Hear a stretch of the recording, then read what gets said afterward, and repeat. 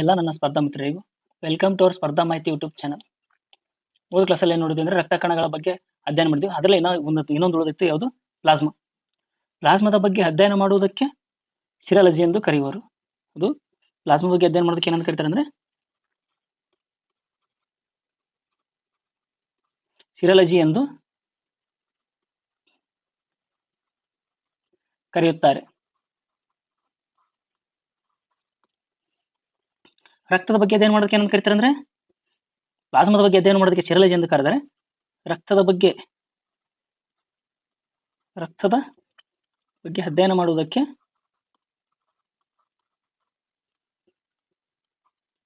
ಏನಂತ ಕರೀತಾರೆ ಅಂದ್ರೆ ಹೆಮಟಾಲಜಿ ಎಂದು ಕರೆಯುವರು.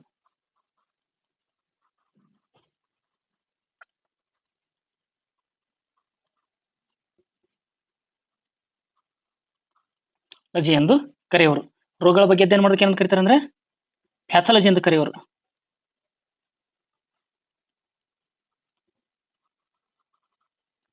ರೋಗಗಳ ಅಧ್ಯಯನಕ್ಕೆ ಏನಂತ ಕರೀತಾರೆ? ಪ್ಯಾಥಾಲಜಿ.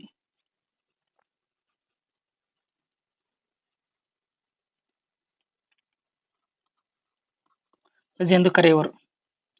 ರಕ್ತದ ಪ್ಲಾಸ್ಮಾವನ್ನು ರೋಗಗಳ ತಪಾಸಣೆಯಲ್ಲಿ ಬಳಸುತ್ತಾರೆ. ಅದು ರಕ್ತದ ಪ್ಲಾಸ್ಮಾವನ್ನು ರೋಗಗಳ ತಪಾಸಣೆಯಲ್ಲಿ ಬಳಸುತ್ತಾರೆ. ಇದರಲ್ಲಿ 90% ನೀರು, 8% ಪ್ರೋಟೀನ್, ಉಳಿದ 2% ಹಾರ್ಮೋನ್, ಅಮೈನೋ ಆಮ್ಲಗಳು, ಕಬ್ಬಿಣ ಆಮ್ಲ, ಗ್ಲಿಸರಾಲ್, ಜೀವಸತ್ವಗಳು, ಲವಣಗಳು ಹಾಗೂ ಯೂರಿಯಾಗಳನ್ನು ಹೊಂದಿರುತ್ತದೆ. ಪ್ಲಾಸ್ಮಾ ತಿಳಿ ಹಳದಿ ಬಣ್ಣದ ದ್ರವ ರೂಪವಾಗಿದೆ. ಯಾವುದು? ಪ್ಲಾಸ್ಮಾವು ತಿಳಿ ಹಳದಿ ಬಣ್ಣದ ಪ್ಲಾಸ್ಮಾ ಆಗಿದೆ. ರಕ್ತದಲ್ಲಿ 55% ಪ್ಲಾಸ್ಮಾ ಹಾಗೂ 45% ರಕ್ತಕೋಶಗಳು ಇರುತ್ತವೆ. ಪ್ಲಾಸ್ಮಾದಲ್ಲಿ ವಸ್ತುಗಳು ದೇಹದ ಒಂದು ಭಾಗದಿಂದ ಮತ್ತೊಂದು ಭಾಗಕ್ಕೆ ಸುಲಭವಾಗಿ ಸಾಗಿಸಲ್ಪಡುತ್ತದೆ. ಪ್ಲಾಸ್ಮಾದಲ್ಲಿರುವ ಹೈಬ್ರೋನೋಜಿನ್ ಮತ್ತು ಪ್ರೋಥೋಬಿನ್ ಎಂಬ ಪ್ರೋಟೀನ್ಗಳು ರಕ್ತ ಹೆಪ್ಪುಗಟ್ಟಲು ಸಹಾಯ ಮಾಡುತ್ತವೆ. ಯಾವುದು? ಪ್ಲಾಸ್ಮಾದಲ್ಲಿರುವ ಪ್ರೋಟೀನ್ಗಳು ಯಾವ ಪ್ರೋಟೀನ್ಗಳು ಇರುತ್ತವೆ ಅಂದ್ರೆ ಪ್ಲಾಸ್ಮಾದಲ್ಲಿ ಫೈಬ್ರೋನೋಜಿನ್,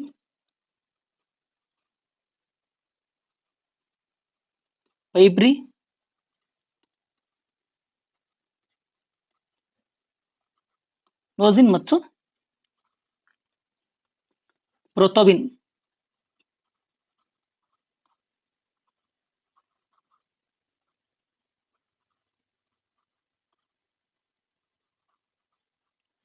ಎಂಬ ಪ್ರೋಟೀನ್ಗಳು ರಕ್ತ ಹೆಪ್ಪುಗಟ್ಟಲು ಸಹಾಯ ಮಾಡ್ತವೆ. ಇವು ಎರಡು ಪ್ರೋಟೀನ್ಗಳು ರಕ್ತ ಹೆಪ್ಪುಗಟ್ಟಲು ಸಹಾಯ ಮಾಡ್ತವೆ. ಯಾವ ಪ್ರೋಟೀನ್ಗಳು? ಫೈಬ್ರೋನೋಜಿನ್ ಮತ್ತು ಪ್ರೋಥೋಬಿನ್. ಗಾಯವಾದಾಗ ರಕ್ತವು ಹೊರಬಂದು ವಾತಾವರಣದ ಗಾಳಿಯನ್ನು ಸೋಂಕಿಸಿದಾಗ ಪ್ಲಾಸ್ಮಾದಲ್ಲಿರುವ ಫೈಬ್ರೋನೋಜಿನ್ ಎಂಬ ಪ್ರೋಟೀನ್ ಫೈಬ್ರಿನ್ ಎಂಬ ಎಳೆಗಾಳಿಗೆ ಗಾಯದ ಭಾಗದಲ್ಲಿ ಬಂದು ಬಲೆಯಾಗುತ್ತದೆ. ಇದರಲ್ಲಿ ರಕ್ತ ಕಣಗಳು ಸೇರಿ ರಕ್ತದ ಹೊರವಲಯದಲ್ಲಿ ತಡೆಯುತ್ತವೆ. ರಕ್ತವು ಮೂಳೆಯ ಅಸ್ಥಿಮಜ್ಜೆಯಲ್ಲಿ ಉತ್ಪತ್ತಿಯಾಗುತ್ತೆ. ಯಾವುದು? ಪ್ಲಾಸ್ಮಾವು ರಕ್ತದ ಅಸ್ಥಿಮಜ್ಜೆಯಲ್ಲಿ ಅಥವಾ ಮೂಳೆಯ ಅಸ್ಥಿಮಜ್ಜೆಯಲ್ಲಿ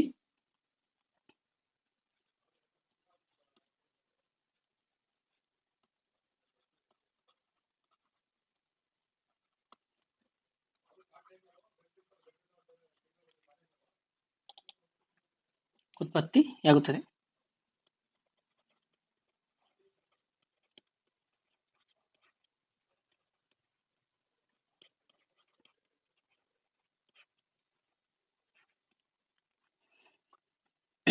ಮನುಷ್ಯನಲ್ಲಿ ದೇಹದ 8% ತೂಕದ ರಕ್ತವಿರುತ್ತದೆ. ಮನುಷ್ಯನಲ್ಲಿ ದೇಹದ 8%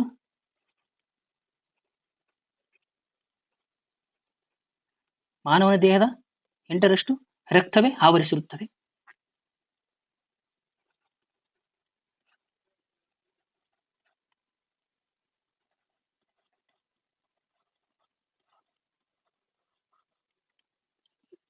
ಆರೋಗ್ಯವಂತ ಮನುಷ್ಯನಲ್ಲಿ ರಕ್ತದ ಪ್ರಮಾಣ ಎಷ್ಟಿರ್ತದೆ ಅಂದ್ರೆ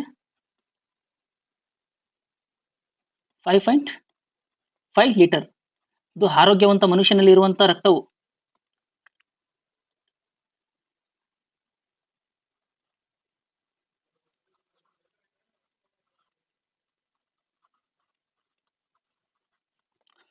ಮನುಷ್ಯನಲ್ಲಿ ಅಥವಾ ಮಾನವನಲ್ಲಿ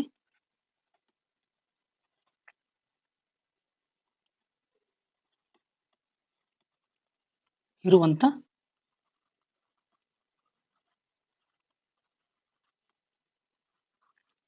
ರಕ್ತ ಕಣಗಳಾಗಿವೆ.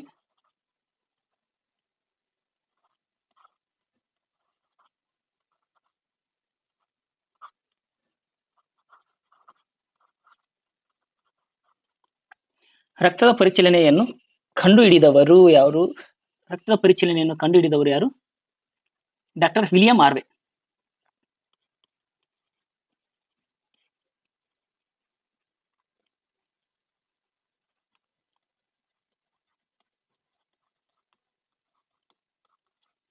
ಕಂಡುಹಿಡಿದವರು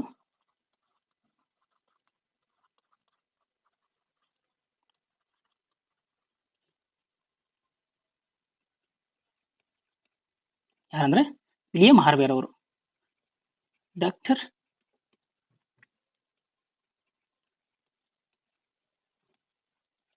ವಿಲಿಯಂ ಹಾರ್ವೆ.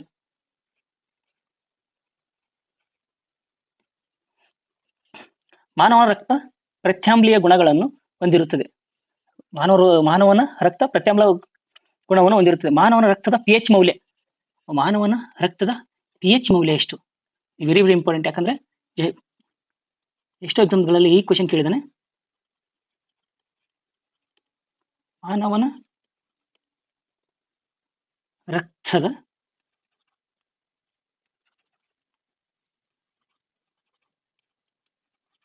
pH ಮೌಲ್ಯ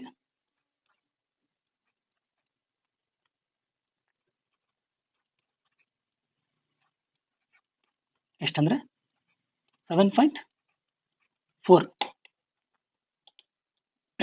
ಓಕೆ, ಇಲ್ಲಿಗೆ ರಕ್ತ ಕಣಗಳು ಮುಗೀತು. ನೆಕ್ಸ್ಟ್ ಯಾವ್ದು ನೋಡೋಣ ಅಂದ್ರೆ ರಕ್ತ ಸಂಬಂಧಿ ಕಾಯಿಲೆಗಳು. ಯಾವುದು?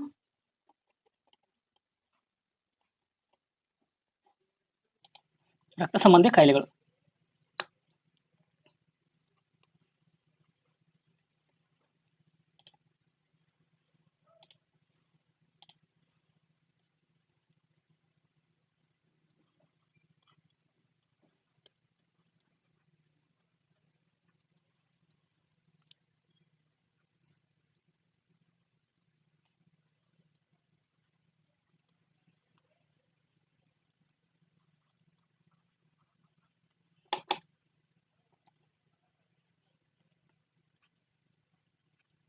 ಮಾನವನ ರಕ್ತ ಸಂಬಂಧಿತ ಕಾಯಿಲೆಗಳನ್ನು ಏನ್ ಕರೀತಾರೆ ಅಂದ್ರೆ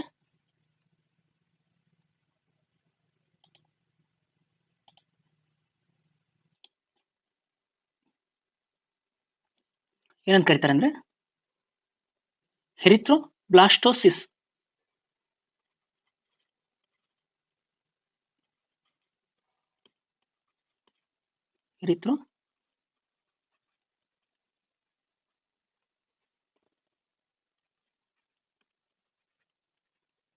ಬ್ಲಾಸ್ಟೋಸಿಸ್ ಎಂದು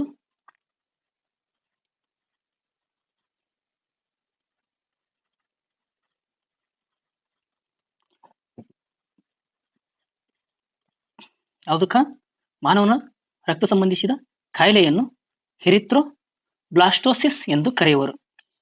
ಫಸ್ಟ್ನೇದು ಯಾವ್ದು ನೋಡೋದಾದ್ರೆ ಅದು ರಕ್ತ ಸಂಬಂಧ ಕಾಯಿಲೆಗಳಲ್ಲಿ ಫಸ್ಟ್ನೇ ರಕ್ತ ಕಾಯಿಲೆ ನೋಡೋದಾದ್ರೆ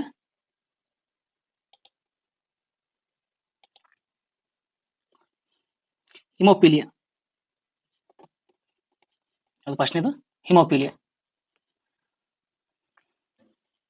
ಇದು ಅನುವಂಶೀಯ ಸಮಸ್ಯೆಯಾಗಿದೆ. ಇದರ ಪ್ರಮುಖ ಲಕ್ಷಣ ರಕ್ತ ಹೆಪ್ಪುಗಟ್ಟದ ಸ್ಥಿತಿ ಉಂಟಾಗುತ್ತದೆ. ಈ ರೋಗವು ಶ್ರೀಮಂತರು ಮತ್ತು ರಾಜ ಕುಟುಂಬಗಳಿಗೆ ಹೆಚ್ಚು ಬಾಧಿಸುವಂತ ಕಾಯಿಲೆಯಾಗಿದೆ. ಆದ್ದರಿಂದ ಇದನ್ನು ರಾಯಲ್ ಡಿಸೀಸ್ ಎಂದು ಕರೆಯುತ್ತಾರೆ. ಹಿಮೋಫಿಲಿಯಾ ಅತಿ ಹೆಚ್ಚಾಗಿ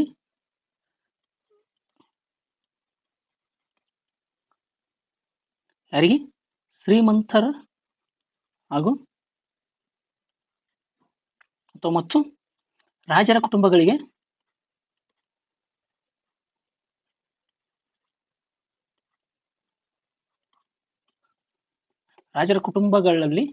ಅತಿ ಹೆಚ್ಚಾಗಿ ಕಂಡುಬರುವುದರಿಂದ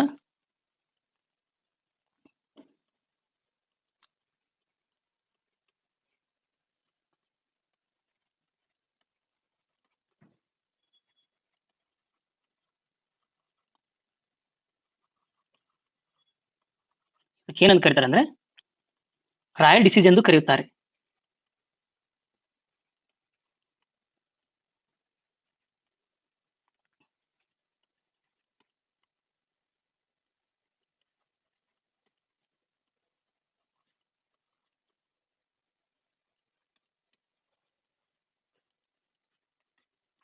ಎಂದು ಕರೆಯುತ್ತಾರೆ. ಪ್ರಪಂಚದಲ್ಲಿ ಇಂಗ್ಲೆಂಡಿನ ವಿಕ್ಟೋರಿಯಾ ರಾಜಮನೆತನದ ರಾಜರುಗಳಿಗೆ ಮಾತ್ರ ಬಾಧಿಸುತ್ತಿತ್ತು.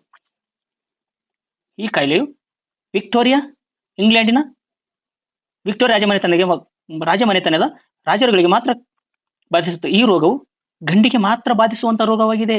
ಹೆಣ್ಣು ಮಕ್ಕಳಲ್ಲಿ ಕಂಡು ಬರದ ರೋಗ ಇದು. ಯಾಕಂದ್ರೆ ಹೆಚ್ಚಾಗಿ ಗಂಡು ಮಕ್ಕಳಲ್ಲಿ ಅಥವಾ ಗಂಡು ರಾಜರು ಅಥವಾ ಶ್ರೀಮಂತರಿಗೆ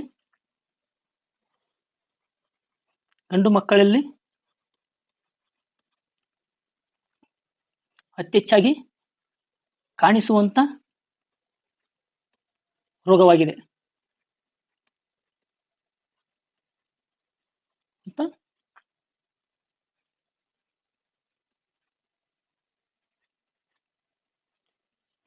ಈ ರೋಗವು ಗಂಡಿಗೆ ಮಾತ್ರ ಬಾಧಿಸುವ ರೋಗವಾಗಿದೆ. ಇದರಲ್ಲಿ ಗುಣಾಣುಗಳು ಗಂಡಿನಿಂದ ಗಂಡಿಗೆ ವರ್ಗಾವಣೆಯಾಗುತ್ತದೆ. ಇತ್ತೀಚೆಗೆ ಹಿಮೋಫಿಲಿಯಾವನ್ನು ಅಂಗವಿಕಲತೆಗೆ ಸೇರಿಸಲಾಗಿದೆ.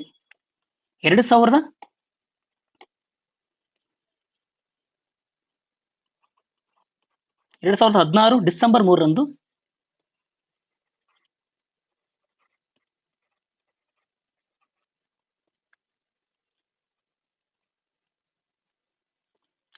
ವಿಶ್ವ ಅಂಗವಿಕಲರ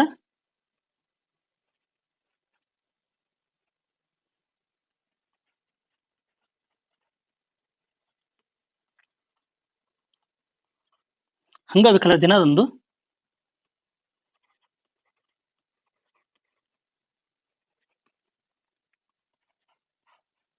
ಈ ಕಾಯಿಲೆಯನ್ನು ಅಂಗವಿಕಲತೆಗೆ ಸೇರಿಸಲಾಗಿದೆ. ಈ ಕಾಯಿಲೆಯನ್ನು ಗುಣಾಣುಗಳಿಂದ ಗುಣಪಡಿಸಬಹುದು. ಇದನ್ನು ಸರಿಪಡಿಸಲು REN ಎಂಬ ಕಿಣ್ವವನ್ನು ಬಳಸುತ್ತಾರೆ. ಓಕೆ, ಹಿಮೋಫಿಲಿಯಾ ನೋಡಿದ್ರೆ ಇದು ಅತಿ ಹೆಚ್ಚು ಶ್ರೀಮಂತರಲ್ಲಿ ಕಾಣಿಸಿಕೊಳ್ಳುವಂತ ರೋಗವಾಗಿದೆ. ಇದು ಏನು ಹಿಮೋಫಿಲಿಯಾ ರಾಜರ ಕಾಯಿಲೆ ಅಥವಾ ರಾಯಲ್ ಡಿಸೀಸ್ ಎಂದು ಕರೆಯುತ್ತಾರೆ. ಗಂಡು ಮಕ್ಕಳಲ್ಲಿ ಅತಿ ಹೆಚ್ಚಾಗಿ ಕಾಣಿಸಿಕೊಳ್ಳುವಂತ ರೋಗವಾಗಿದೆ. ಇದನ್ನು 2016 ಡಿಸೆಂಬರ್ 3ರಂದು ವಿಶ್ವ ಅಂಗವಿಕಲರ ದಿನದಂದು ಈ ರೋಗವನ್ನು ಅಂಗವಿಕಲತೆಗೆ ಸೇರಿಸಲಾಗಿದೆ.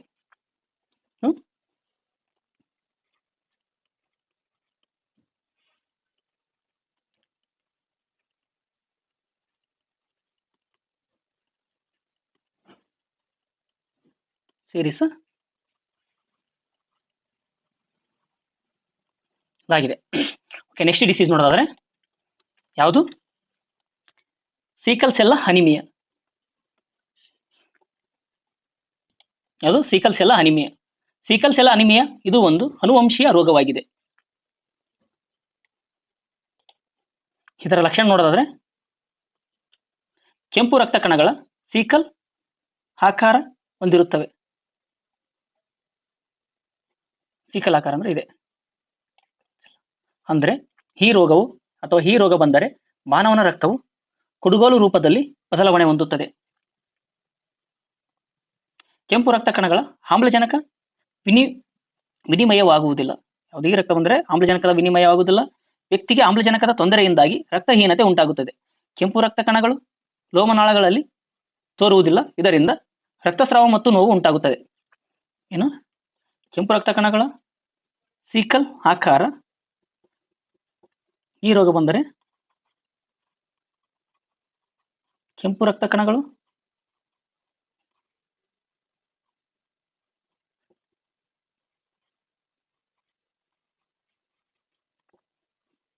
ಕುಡುಗೋಲು ರೂಪದಲ್ಲಿ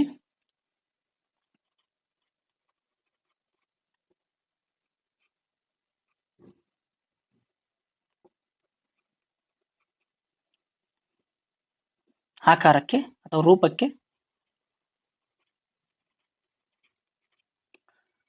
ಬದಲಾಗುತ್ತವೆ. ಕೆಂಪು ರಕ್ತ ಕಣಗಳು ಆಮ್ಲಜನಕ ವಿನಿಮಯ ಆಗುವುದಿಲ್ಲ. ಯಾಕಂದ್ರೆ ಇದು ಕುಡುಗೋಲು ರೀತಿಯಾಗಿ ಕುಡುಗೋಲು ಆಕಾರವನ್ನು ಹೊಂದಿರುವುದರಿಂದ ಆಮ್ಲಜನಕದ ವಿನಿಮಯವಾಗುವುದಿಲ್ಲ. ಕೆಂಪು ರಕ್ತ ಕಣಗಳು ಲೋಮನಾಳಗಳಲ್ಲಿ ತೋರುವುದಿಲ್ಲ, ಇದರಿಂದ ರಕ್ತಸ್ರಾವ ನೋವು ಉಂಟಾಗುತ್ತದೆ. ಓಕೆ, ಇಷ್ಟೇ. ಇದು ಯಾವುದು ಸಿಕಲ್ ಸೆಲ್ ಅನಿಮಿಯಾ ಬಂದ್ರೆ ಏನಾಗುತ್ತೆ, ರಕ್ತ ಕಣಗಳು ಕುಡುಗೋಲು ಆಕಾರಕ್ಕೆ ಬದಲಾಗುತ್ತವೆ ಮತ್ತು ಆಮ್ಲಜನಕದ ಕೊರತೆಯಿಂದ ರಕ್ತಸ್ರಾವ ಮತ್ತು ನೋವುಗಳು ಉಂಟಾಗುತ್ತವೆ. ನೆಕ್ಸ್ಟ್ ಯಾವ್ದು ನೋಡೋದಾದ್ರೆ ಥೆಲಸೀಮಿಯಾ. ಯಾವುದು ಥೆಲಸೀಮಿಯಾ, ಇದು ಅನುವಂಶೀಯ ಕಾಯಿಲೆ. ಇದರ ಪ್ರಮುಖ ಲಕ್ಷಣ ರಕ್ತ ಉತ್ಪತ್ತಿಯಾಗುವುದರಿಂದ ಅಥವಾ ರಕ್ತ ಉತ್ಪತ್ತಿಯಾಗಿರುವುದು ಪ್ರಸ್ತುತವಾಗಿ ಉಣಾಣುಗಳಿಂದ ಸರಿಪಡಿಸಬಹುದು. ಆಂಧ್ರ ಪ್ರದೇಶದಲ್ಲಿ ಅತಿ ಹೆಚ್ಚು ವರದಿಯಾಗಿದೆ. ಯಾವುದು ಥೆಲಸೀಮಿಯಾ. ಇಲ್ಲಿ ಅತಿ ಹೆಚ್ಚು ಎಲ್ಲಿ ವರದಿಯಾಗಿದೆ ಅಂದ್ರೆ ಆಂಧ್ರ ಪ್ರದೇಶದಲ್ಲಿ.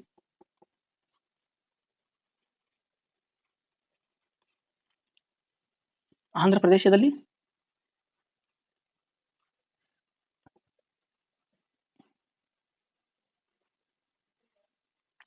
ಥೆಲಸೀಮಿಯಾ ರೋಗವು ಅತಿ ಹೆಚ್ಚಾಗಿ ಕಾಣಿಸಿಕೊಂಡಂತ ರೋಗವಾಗಿದೆ. ಲಕ್ಷಣಗಳು ಹೆಂಗಿರ್ತಾವ ಅಂದ್ರೆ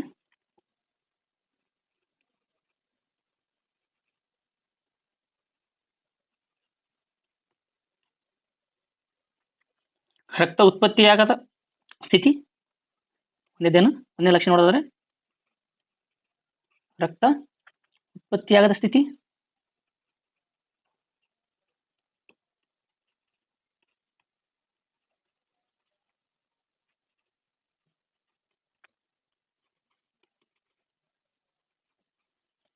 ಕೆಲವರಲ್ಲಿ ಮಾತ್ರ ಮಧ್ಯಂತರದಲ್ಲಿ ರಕ್ತ ಉತ್ಪತ್ತಿಯಾಗುತ್ತದೆ. ಈ ಕಾಯಿಲೆ ವಿಶೇಷವಾಗಿ ಮೆಡಿಟೇರಿಯನ್ ಜನರಲ್ಲಿ ಅತಿ ಹೆಚ್ಚಾಗಿ ಕಂಡುಬರುತ್ತದೆ. ಈ ಕಾಯಿಲೆ ಅತಿ ಹೆಚ್ಚಾಗಿ ಯಾರ ಬಳಿ ಕಂಡುಬರುತ್ತದೆ? ಮೆಡಿಟೇರಿಯನ್ ಜನರಲ್ಲಿ. ಯಾವಲ್ಲಿ?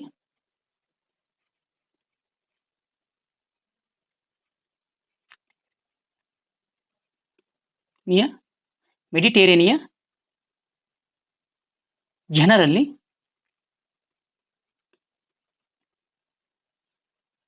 ಈ ರೋಗವು ಅತಿ ಹೆಚ್ಚಾಗಿ ಕಂಡುಬರುತ್ತದೆ. ಓಕೆ, ಥೆಲಸೀಮಿಯಾ ಆಂಧ್ರ ಪ್ರದೇಶದಲ್ಲಿ ಅತಿ ಹೆಚ್ಚಾಗಿ ಕಂಡುಬಂತಹ ರೋಗಗಳಾಗಿದೆ. ಗುಣಲಕ್ಷಣ ಅಂದ್ರೆ ರಕ್ತ ಉತ್ಪತ್ತಿಯಾಗದ ಸ್ಥಿತಿಯನ್ನು ಹೊಂದಿರುತ್ತಾರೆ. ಈ ಕಾಯಿಲೆ ವಿಶೇಷವಾಗಿ ಮೆಡಿಟೇರಿಯನ್ ಜನರಲ್ಲಿ ಕಂಡುಬರುವಂತಹ ರೋಗವಾಗಿದೆ. ನೆಕ್ಸ್ಟ್ ನೋಡೋದಾದ್ರೆ ಆಲ್ಬಿನಿಸಮ್.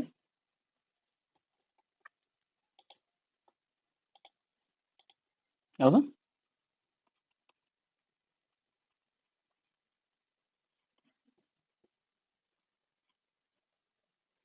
ಆಲ್ಬಿನಿಸಮ್.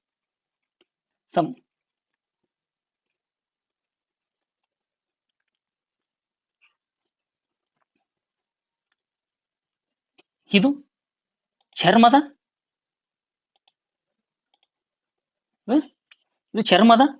ಮೆಲಾನಿನ್ ವರ್ಣದ ಕೊರತೆಯಿಂದ ಚರ್ಮ ಕೂದಲು ಮತ್ತು ರೆಪ್ಪೆಯ ಕೂದಲು ಬಿಳು ಬಣ್ಣಕ್ಕೆ ತಿರುಗುತ್ತದೆ. ರಕ್ತದಲ್ಲಿ ಆಲ್ಬುಮಿನ್ ಕೊರತೆಯಿಂದ ಈ ರೋಗ ಉಂಟಾಗುತ್ತದೆ. ಇಷ್ಟೇ ಇದೆ ಆಲ್ಬುಮಿನ್.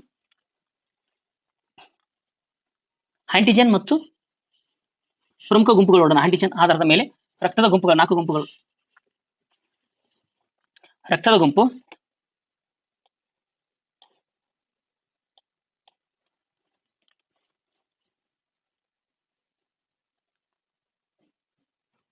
ಇದು ರಕ್ತದ ಗುಂಪು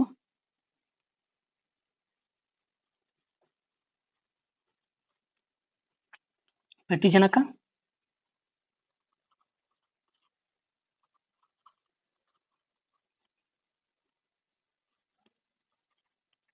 ಇದು ಪ್ರತಿಕಾಯ.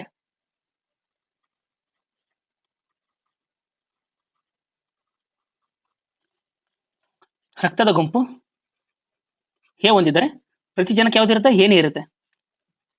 ಆದರೆ ಪ್ರತಿಕಾಯ ಯಾವುದು ಹೊಂದಿರುತ್ತೆ ಅಂದ್ರೆ ಬಿ ಇರುತ್ತದೆ.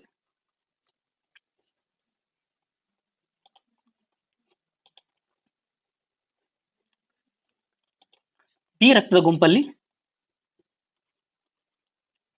ಪ್ರತಿಜನಕ ಬಿ ಇದ್ದರೆ ಪ್ರತಿಕಾಯವು ಎ ಇರುತ್ತದೆ.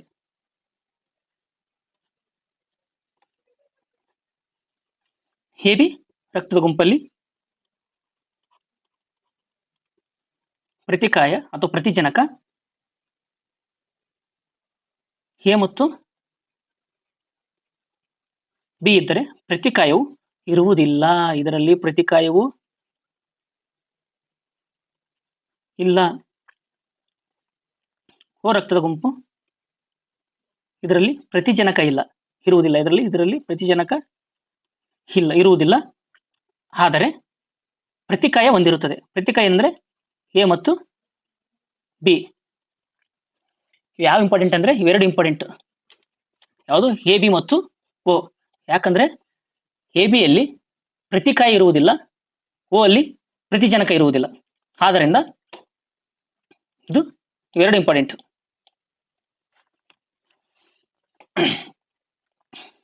ನೆಕ್ಸ್ಟ್ ನೋಡೋಣ. ಸಾರ್ವತ್ರಿಕ ಸ್ವೀಕಾರಿ ಎಂದು ಎ ಬಿ ಗುಂಪುಗಳಿಗೆ ಕರೆಯುತ್ತಾರೆ. ಸೊ ಎ ಬಿ ಗುಂಪು ರಕ್ತದ ಗುಂಪಿಗೆ ಕರೆಯುತ್ತಾರೆ. ಏನಂತ ಕರೀತಾರೆ? ಸಾರ್ವತ್ರಿಕ ಸ್ವೀಕಾರಿ ಎಂದು.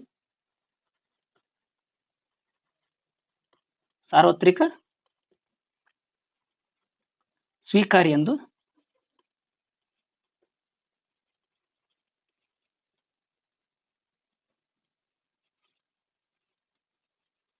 ಯಾವ್ದು ಕರೀತಾರೆ ಅಂದ್ರೆ ಎ ಬಿ ರಕ್ತದ ಗುಂಪುಗಳಿಗೆ. ಸಾರ್ವತ್ರಿಕ ದಾನಿ ಎಂದು ಯಾವ್ದು ಕರೀತಾರೆ?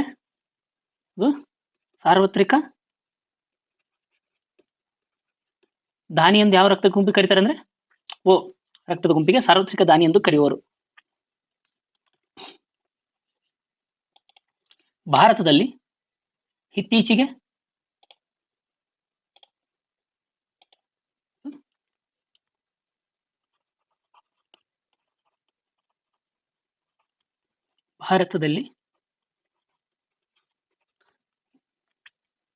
ಇತ್ತೀಚೆಗೆ ಯಾವ ರಕ್ತ ಗುಂಪನ್ನು ಪತ್ತೆ ಹಚ್ಚಲಾಗಿದೆ ಅಂದ್ರೆ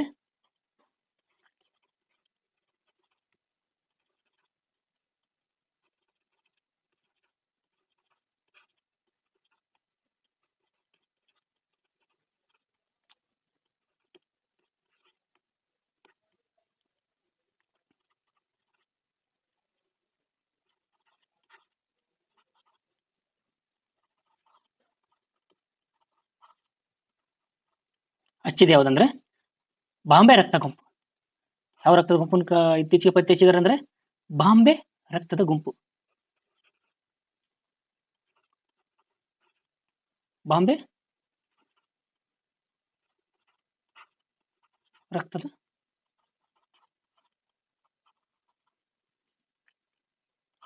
ಗುಂಪನ್ನು ಇತ್ತೀಚೆಗೆ ಪತ್ತೆ ಹಚ್ಚಲಾಗಿದೆ. ಬಾಂಬೆ ರಕ್ತದ ಗುಂಪನ್ನು 1900 ಇದು ಭಾರತದಲ್ಲಿ ಇತ್ತೀಚೆಗೆ ಪತ್ತೆ ಹಚ್ಚಿದ್ದಾರೆ. ಇದನ್ನು 1952ರಲ್ಲಿ ಡಾಕ್ಟರ್ ವೈ.ಎಂ. ಬೆಂಡೆಯರವರು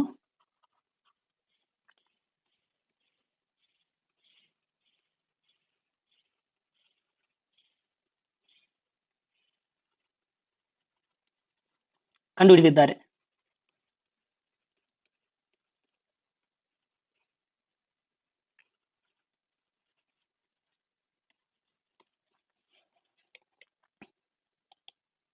ನೆಕ್ಸ್ಟ್ ನೋಡೋದಾದ್ರೆ ರಕ್ತದ ಗುಂಪು ಮತ್ತು ರಕ್ತದಾನದ ಬಗ್ಗೆ ವಿವರ.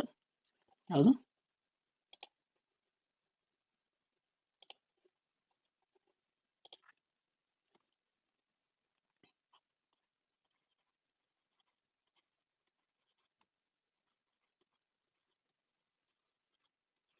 ಗುಂಪು ಮತ್ತು ರಕ್ತದಾನದ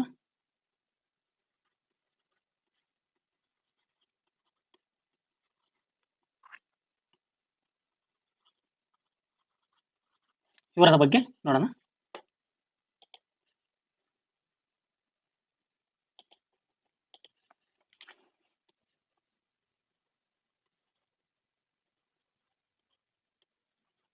ರಕ್ತದ ಗುಂಪು ಯಾರಿಗೆ ರಕ್ತ ನೀಡಬಹುದು?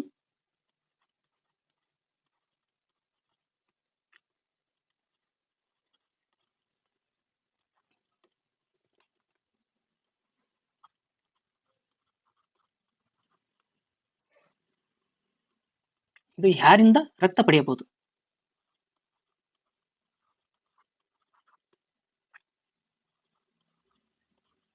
ಪಡೆಯಬಹುದು. ಓಕೆ.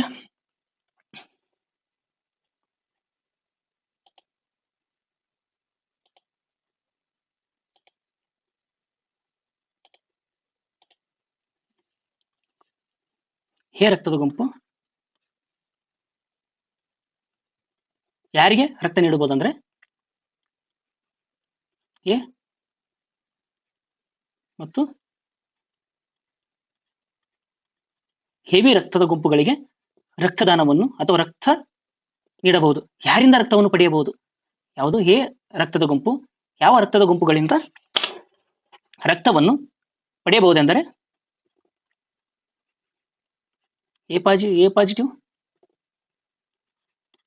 ಎ ನೆಗೆಟಿವ್ ಮತ್ತು ಓ ಪಾಸಿಟಿವ್ ಮತ್ತು ಓ ನೆಗೆಟಿವ್ನಿಂದ ರಕ್ತವನ್ನು ಪಡೆಯಬಹುದು. ಬಿ ರಕ್ತದ ಗುಂಪು ಯಾರಿಗೆ ರಕ್ತ ನೀಡಬಹುದು ಅಂದ್ರೆ ಬಿ ಮತ್ತು ಎ ಬಿಗೆ. ಯಾರಿಂದ ರಕ್ತವನ್ನು ಪಡೆಯಬಹುದೆಂದರೆ ಬಿಯಿಂದ ರಕ್ತ ಪಡೆಯಬಹುದು ಮತ್ತು ಓ ಇಂದ ರಕ್ತ ಪಡೆಯಬಹುದು.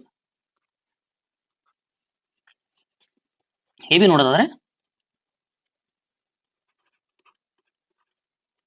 ಯಾರಿಗೆ ರಕ್ತ ನೀಡಬಹುದು ಅಂದ್ರೆ ಎ ಬಿಗೆ ಮಾತ್ರ ರಕ್ತ ನೀಡಬಹುದು. ಯಾವುದು? ಎ ಬಿ ಹೆವಿ ರಕ್ತದ ಗುಂಪು ಹೆವಿ ರಕ್ತದ ಗುಂಪಿಗೆ ಮಾತ್ರ ರಕ್ತವನ್ನು ನೀಡಬಹುದು. ಇದು ಯಾರಿಂದ ರಕ್ತವನ್ನು ಪಡೆಯಬಹುದು ಅಂದ್ರೆ ಎಲ್ಲಾ ರಕ್ತದ ಗುಂಪುಗಳಿಂದ ರಕ್ತವನ್ನು ಪಡೆಯಬಹುದು. ಎಲ್ಲ ರಕ್ತದ ಗುಂಪುಗಳಿಂದ. ಓ ರಕ್ತದ ಗುಂಪು ನೋಡಿದ್ರೆ ಇದು ಎಲ್ಲಾ ರಕ್ತದ ಗುಂಪುಗಳಿಂದ ರಕ್ತವನ್ನು ಅಥವಾ ರಕ್ತ ನೀಡುತ್ತದೆ. ಯಾವುದು? ಓ ಎಲ್ಲ ರಕ್ತದ ಗುಂಪುಗಳಿಗೆ ರಕ್ತವನ್ನು ನೀಡುತ್ತದೆ. ಯಾರಿಂದ ಪಡೆಯಬಹುದು? ಯಾವ ರಕ್ತ ಗುಂಪುಗಳಿಂದ ಪಡೆಯಬಹುದು ಅಂದ್ರೆ ಓ ಪಾಸಿಟಿವ್ ಮತ್ತು ಓ ನೆಗೆಟಿವ್ ರಕ್ತದ ಅಥವಾ ರಕ್ತಗಳಿಂದ ಮಾತ್ರ ರಕ್ತವನ್ನು ಪಡೆಯಬಹುದು.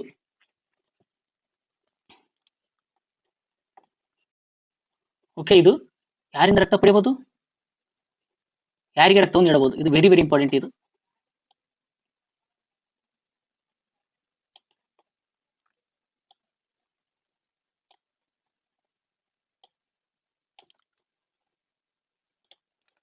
ನೆಕ್ಸ್ಟ್ ಯಾವ್ದು ನೋಡೋಣ ಅಂದ್ರೆ ವಿವಿಧ ಪ್ರಾಣಿಗಳ ಯಾವುದು? ವಿವಿಧ ಪ್ರಾಣಿಗಳ ರಕ್ತದ ಗುಂಪಿನ ಬಣ್ಣ.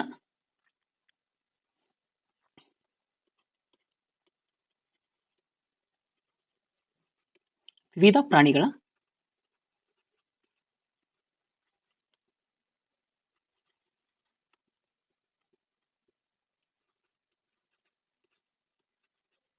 ರಕ್ತದ ಬಣ್ಣ.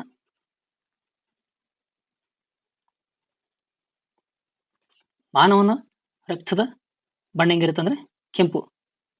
ಇದ್ಯಾವುದು?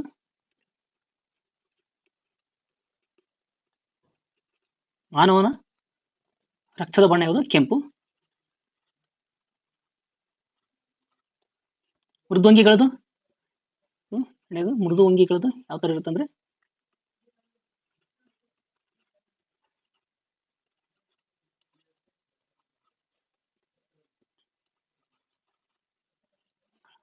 ರಕ್ತದ ಬಣ್ಣ ಯಾವುದಂದ್ರೆ ನೀಲಿ.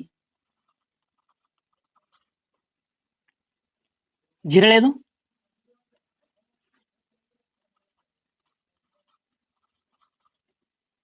ಯಾವ ಬಣ್ಣ ಅಂದ್ರೆ ಬಿಳಿ. ಸೀಗಡಿ ಮೀನಿಂದು ಯಾವ ಬಣ್ಣ ಇರುತ್ತೆ ಅಂದ್ರೆ ಸೀಗಡಿ ಮೀನು ಹಸಿರು. ಇದು ವೆರಿ ವೆರಿ ಇಂಪಾರ್ಟೆಂಟ್, ಯಾಕಂದ್ರೆ ಇವೆಲ್ಲ ಬಣ್ಣಗಳು ಕೇಳ್ತಾನೆ, ನೋಡ್ಕೊಳ್ಳಿ ಇಷ್ಟು.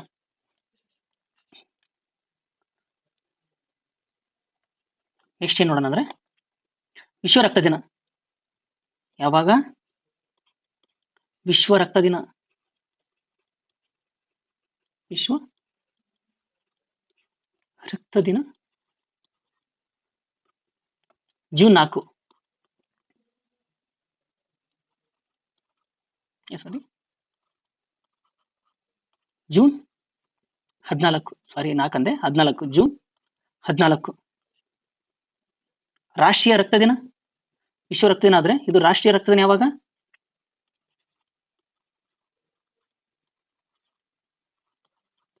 ರಾಷ್ಟ್ರೀಯ ರಕ್ತ ದಿನ ಯಾವಾಗಂದ್ರೆ ಅಕ್ಟೋಬರ್ 1.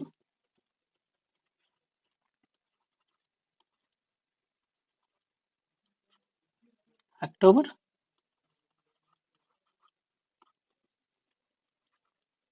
1ರಂದು ಆಚರಿಸುತ್ತಾರೆ. ಎಲ್ಲಿಂದ ಅಥವಾ ಯಾವ ಇಸ್ವಿಯಿಂದ ಆಚರಿಸಿಕೊಂಡು ಬರುತ್ತಿದ್ದಾರೆ ಅಂದ್ರೆ 1975ರಿಂದ ರಾಷ್ಟ್ರೀಯ ರಕ್ತ ದಿನವನ್ನಾಗಿ ಆಚರಿಸುತ್ತಾರೆ. ರಕ್ತ ಅಧ್ಯಯನಕ್ಕೆ ಏನಂತ ಕರೀತಾರೆ? ಹೆಮಟಾಲಜಿ ಎಂದು ಕರೆಯುತ್ತಾರೆ. ಎಲ್ಲ ನನ್ನ ಸ್ಪರ್ಧಾ ಮಿತ್ರರು ನಮ್ಮ ಚಾನಲ್ ಅನ್ನು ಶೇರ್ ಮಾಡಿ, ಕಮೆಂಟ್ ಮಾಡಿ ಮತ್ತು ಎಲ್ಲ ನನ್ನ ಸ್ಪರ್ಧಾ ಮಿತ್ರರಿಗೂ ಶೇರ್ ಮಾಡಿ.